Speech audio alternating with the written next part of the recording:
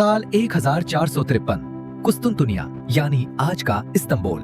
ये शहर 1000 साल से नाकाबिले शिकस्त समझा जाता था। तीन तरफ समंदर और एक तरफ वो दीवारें जो 3 तहों की मोटी फसीलों पर मुश्तमिल थी। बहुत से मुसलमान सलातीन ने उसे फतह करने की कोशिश की, लेकिन हर कोशिश नाकामी पर खत्म हुई। मगर अब एक 21 साला नौजवान सुल्तान आया था।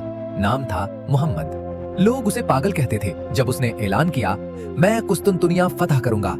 मोहम्मद ने वो सोचा जो दुनिया ने पहले कभी नहीं देखा था। उसने दुनिया की सबसे बड़ी तोपें तैयार करवाई जो मजबूत तरीन दीवारों को तोड़ सकती थी। लेकिन सबसे बड़ी रुकावट थी गोल्डन हारन, वो समंदरी रास्ता जहां बजंतीनी बहरी जहाज पहरा दे रहे थे। तो मोहम्मद ने वो किया जो नामुमकिन समझा जाता था। उसने अपने जहाजों को जमीन पर चलाया। हाँ, जमीन पर। रातों रात पहाड़ों के ऊपर लकड़ी के रास्ते बनाए गए और उन पर 70 जहाज उठाकर दूसरी जानिब पहुंचा दिए गए। सुबह जब बजंतीनियों ने देखा, वो दंग रह गए। दुश्मन के जहाज उनके किले के अंदर पहुंच चुके थे। 85 दिन के मुहासरे के बाद बिल आखिर 29 मई 1453 को वो अजीम दीवारें टूट गईं। सुल्तान मोहम्मद घोड़े पर सवार दरवाजे से शहर में दाखिल हुआ। 1000 साल पुराना किला फतह हो चुका था। कुस्तुनतुनिया अब इस्तांबुल बन गया। 21 साल के नौजवान को दुनिया ने मोहम्मद फातेह, महमद द कॉन्करर का खिताब दिया।